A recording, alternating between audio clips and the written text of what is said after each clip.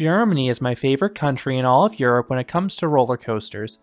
Not only does it have the quantity with nearly 250 operating, but it has the quality. You have some truly world-class coasters here. Some are straightforward airtime machines. Others blend theming and thrills flawlessly. Then the country covers all major genres as well. So in this video, I will rank the top 40 coasters in all of Germany. Before starting the countdown, I need to note two types of coasters that will be omitted. First, there will be just one mountain coaster on this list because that's the only one I've experienced in this country. I hope to ride more in the future because Germany has a ton of long ones. Second, there will be no traveling coasters. You can find some of the best portable coasters here at several points in the year, but I didn't think it was appropriate to rank them with the permanent coasters. Lastly, I already have reviews for many of these coasters on the channel if you want more thoughts, including everything in the top 10. Number 40. Poseidon at Europa Park. This mock water coaster has some theming at the start and a long coaster section. The giant helix is a bit shaky, but it has some positive G's at least. But the highlight is the finale. You have a drop with some solid airtime, a speedy bunny hill, and a refreshing final splash. Number 39. Mammut at Tripsdrill. This German-built wood coaster looks like a GCI with its swooping drops, but it rides nothing like one. It's smooth, but it is lacking in power. Most of the coaster feels sluggish, lacking airtime and laterals, but there are two notable moments. One, there's a fun pre-lift sequence with buzzsaws and lights. Second, and more notably, this coaster's first drop is excellent in the back. It is a steep twisting plunge blending floater airtime and great laterals. Number 38. Big Loop at Haida Park.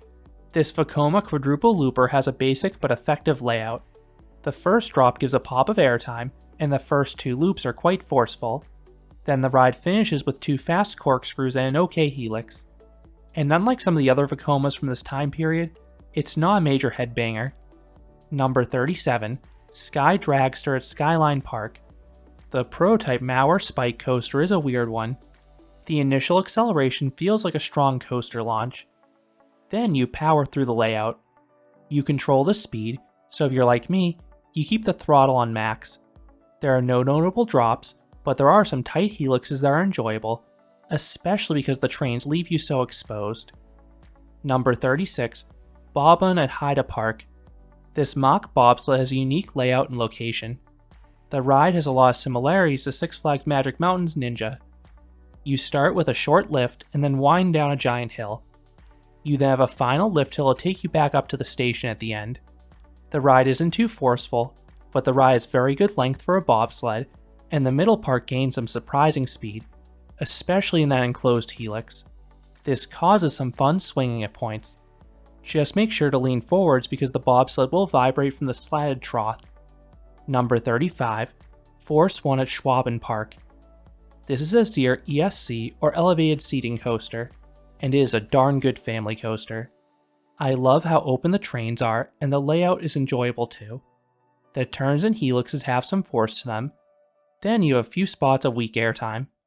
Number 34. Skywheel at Skyline Park.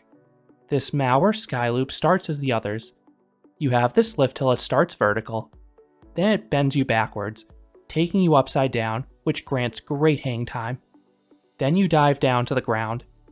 It is a whippy maneuver that pulls good G's at the bottom. Then you rapidly climb up the lift and pause, getting a gut punch from the sudden stop and awkward restraints. Then you repeat the layout once again. It is an intense ride, but that stop is unpleasant and you have to endure it twice.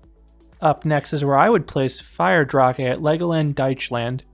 This Zier coaster is a Force 5 model and it's a Legoland staple. While I haven't ridden the model in Germany, I have ridden clones in Dubai, Japan, and New York. As always, this coaster starts with a dark ride segment past some stylized and charming medieval scenes. Then the outdoor segment has some power. The turns and helixes offer good positive G's, so do not be surprised if you start to gray out in a spot or two. Number 33. Drachenritt at Belantis. This Gerstlauer bobsled is an upscale wild mouse. It does a little of everything. The initial drop has a pop of airtime, then you have some great laterals on a series of hairpin turns. Next are some moderately forceful helixes, Then you have a series of bunny hills offering negative Gs, and you have some nice visuals on the ride as well as it interacts with the castle and goes over the water. Number 32, Gesente Sau at Tripsdrill. The original Gerstlauer coaster is very similar to Drachenritt with two changes. 1. The first drop is a twisted plunge instead. 2. The layout has great landscaping, and that's the main reason I prefer it. Number 31, Krake at Haida Park. This is the weakest Balger and Mabillard dive coaster, mainly due to its length. The signature drop is excellent. It is the one reason to ride this coaster. It's near vertical, offers good airtime, and heads into a shipwreck. But the ride doesn't do too much else. You have an Immelman and a bunny hill that weakly lift riders out of their seat, and then you hit the brakes. That's unfortunately all there is. Number 30, Movie Park Studio Tour at Movie Park Germany. This Intamin creation is a hybrid roller coaster and dark ride. You pass a variety of themed sets with some sweet effects. Honestly, I wish you moved through the scenes a bit slower so you could take in all the details. My favorite scene is the section simulating a twister with screens and wind. Then there's a cool launch later in the ride where you race alongside a car. The coaster elements are tame and fairly uneventful, which is fine since the theming is what makes the experience. Number 29, Eurosat Europa Park. Rebuilt and rethemed in 2018, this indoor mock coaster is smoother than ever. This makes it easier to enjoy the drops and turns, which hit harder because you're in near total darkness. There's just a pinch of theming along the main layout. Then you have a risque surprise in the final brake run. Number 28, Nessie at Hansa Park. This classic Schwarzkopf has some sneaky good drops in the back row. 3 stand out to me. The first drop is a nice floater, the second drop has intense ejector airtime, and the final drop has an abrupt pop. Then you also have a forceful vertical loop towards the start. The turns and helixes are mild, but you do get some fun visuals interacting with the nearby rides, and the ride is astoundingly smooth for its age as well. Number 27, Colorado Adventure at Phantasialand. This Vekoma mine train has to be experienced in the back. There, you have some notable drops that'll throw you out of your seat. Then there's this crazy indoor section. You cannot see anything and you're just getting hit with positive Gs and laterals. Not only do you have good forces for this type of ride, but the visuals deliver as you ride through caves as well. Number 26, Skyscream at Holiday Park. This is the best premiere ride Skyrocket 2. First, you have a horror-themed queue, and I believe there used to be scare actors as well. Second, the launch sequence has audio and strobe effects. 3, you have just lap bars, so you can really appreciate the powerful ejector airtime going up and down. Then the barrel roll has wonderful hang time. Number 25, Arthur at Europa Park. This mock creation is mostly a dark ride, and a darn good one too. You have a mix of screens and physical sets, including a fun jaunt past a vibrant city. Then you have some coaster bits. You have a tamer, visually stunning section flying above the indoor area, and then you have some mildly forceful twists outdoors. Number 24, Dynamite at Freisei Park Plan. This mock Big Dipper is much different than Lost Gravity. This one is not an airtime-centric ride. You only have a little floater on the speed hills. This ride's strength is the inversions. The wing over dive drop begins with hang time and finishes with positives. The vertical loop gives fun hang time when it's running slow, and the 0G roll has great float to it. Number 23, El Toro at Freisei Park Plan. This GCI is one of the company's weaker rides, but it's still fun. There are nearly a half dozen airtime moments, but it's mostly mild to decent floater. I do like the layout though. It is different than other GCIs. Part of it interacts with a log flume, other parts ride along a hill, and this one is thankfully not too rough either. Number 22, Huracan at Belantis. This Gerstlauer Eurofighter is infamous for running rough, but it is tolerable up front. The train jitters, but I didn't get much headbanging. That allowed me to appreciate this ambitious layout. The beyond vertical drop has the ejector airtime you'd expect. Then you have 5 good inversions. The 0G roll is extremely fast. The Cobra roll has good force in and out of it. Then the final 2 corkscrews offer hang time. Then you also have a few other pops of airtime for variety. Number 21, Euromir at Europa Park. This is a bizarre spinning coaster from Mach, mainly because of when it chooses to spin. The experience starts with a long spiral lift hill to a techno beat. Then you have this elevated outdoor section around these glass towers. All through these parts, the cars will rotate at a controlled rate. Then you dive into a forceful layout. The vehicle rotation is locked for this part of the ride, but it's still quite thrilling, especially if you're lucky enough to go backwards. Those turns and helixes pull some shockingly strong positive Gs. Number 20. Freischutz at Bayern Park. This Mauer X-Car coaster is a powerful little ride. You start off with a good LSM launch, then you have a series of forceful turns and 4 inversions, all of which are good. The inverted top hat has hang time, the loop is OK power, the first heartline roll is hang time, and the second one whips you through it. My one issue? The ride is very rattly, but you at least don't have over-the-shoulder restraints, so you at least won't hit your head. Number 19. Heisefahrt at Kloten. This is yet another Gerstlauer bobsled, and this one's the best pure layout.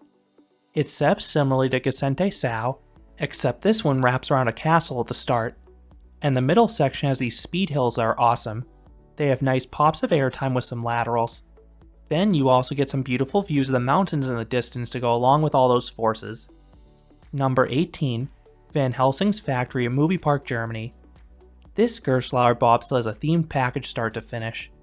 Completely enclosed, this coaster has some nice monster theming throughout the main layout. The second lift in particular stands out as a variety of beasts lunge towards you. Then this Wild Mouse coaster has nice elements too. What this ride lacks in height is compensated by abruptness. You have some intense laterals at points, particularly in the section before the second lift. Then a few hills lift you out of your seat, and some of the helixes apply some positive forces as well. Number 17. Vinjas at Phantasialand. This Mauer spinning coaster consists of 2 separate tracks, Fear and Force. What makes this ride special are a series of tricks unique to each side. I don't want to spoil those, but I will say this coaster does things I have not seen on any other ride. The parts you can see are enjoyable too. There are a few decent drops, the cars spin plenty, and you have the unique visuals whizzing around Voos Town. Number 16. Flucht von Novgorod at Hansa Park. This unique Gerstlauer Eurofighter has some good theming, including a solid dark ride segment at the start. The outdoor section includes an ejector airtime filled camelback and a hang time filled barrel roll. The turns are not the best, especially because they can cause a little head banging. But then there are some special elements indoors. I think they're well known at this point, but skip ahead 10 seconds in case you don't know. This ride is one of the most powerful LSM launches in the world, and a beyond vertical drop with a sudden but strong burst of negative Gs. And these 2 elements hit harder in the dark. Number 15. Desert Race at Haida Park. This is a small, intimate accelerator coaster, but it has some underrated power. The hydraulic launch does not have the same top speed as others, but it's still abrupt and forcefully rips you down the track. Then the layout holds the speed well as you alternate between forceful turns and great S-hills with ejector pops. And like most Intamins, the ride is very smooth too. Number 14. Star Trek Operation Enterprise at Movie Park Germany. This mock multi-launch coaster is a well-rounded ride. The launches are weak, but I like everything else. The twisted spike has great weightlessness in the back.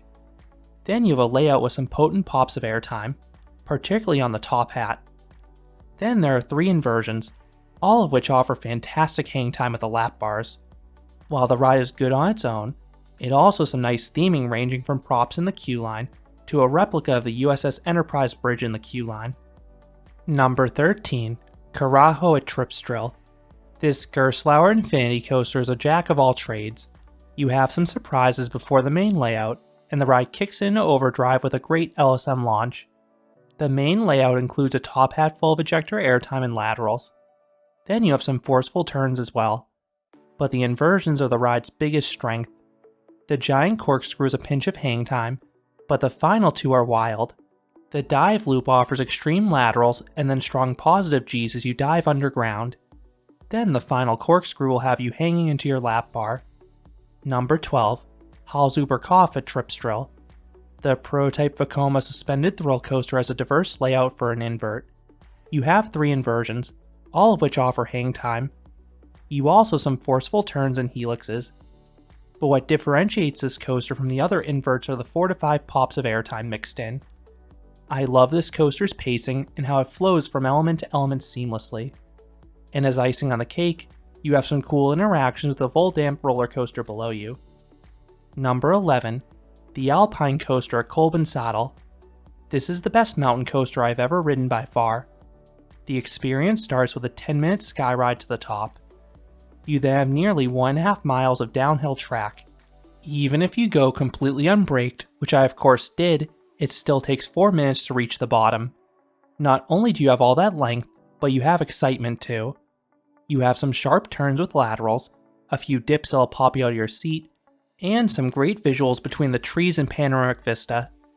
Number 10, Blue Fire at Europa Park. The prototype mock launch coaster does many things well.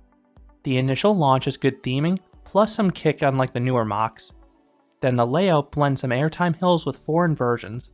The latter all lift you from your seat, but no moment shines more than the final barrel roll. It offers incredible whip, laterals, and hang time all in one. Add in super comfortable trains and nice landscaping, and it's no surprise why this ride has been cloned. Number 9, Black Mamba at Phantasialand. This B&M invert gets better with each ride. It may not be the biggest, but it whips you through all the inversions, and the turns have nice force to them as well. But what really makes this ride notable are the visuals. The ride then zooms through trenches and past theming. This accentuates the speed and hides what comes next, and it is super smooth too. Number 8, Flug der Damen at Heide Park. This is my favorite B&M wing coaster. It has such a diverse layout. The wing over drop has some nice hang time before hitting you with positive G's in the valley. The speed hill gives sustained floater airtime better than most hills in a B&M Hyper. The implement is a nice mix of strong positives going up and airtime going down. Then the final 3 inversions, including the one-of-a-kind demonic knot, offer good laterals and whip up front and superb hang time in the back. Add in great use of terrain and some nice theming, and it is not hard to see what makes this coaster special. Number 7, Wodan Timber Coaster at Europa Park. GCIs usually excel at pacing, but this one goes above and beyond. This one is taller than usual, and the train carries a ton of speed start to finish. It is objectively fast, and that sense of speed is augmented by a series of near misses. And this coaster is one airtime hill after another. Some are drawn out with sustained negative Gs, others offer quicker, more abrupt pops of airtime. Then you have a wonderful first drop with the best airtime on the ride. And this ride was running quite smoothly in 2021. That had been an issue on my prior visit to the park. Number 6, Taron at Phantasialand. I got my best rides on this intimate multi-launch coaster in 2022. It was nearly 100 degrees outside, and I got some bonus pops of airtime on some of the turns and dips. But my main thoughts remain the same. The launches are fun, there are some S-hills offering great airtime and laterals together, and the theming is excellent, but both the first and second halves run out of steam towards the end. Number 5, Colossus at Heide Park. The original Intamin prefabricated wood coaster is running super smoothly thanks to a grand retrack. This ride is a nearly identical start to El Toro, the one at Six Flags Great Adventure that is. You have a steep first drop, 2 giant camelbacks, a large turnaround, and a speed hill. Those first 3 elements are incredible, and if you're in the back, they're nearly identical to those in El Toro in terms of power. You get some great ejector airtime on the drop and camelbacks. Plus the valleys have good positives for a wood coaster.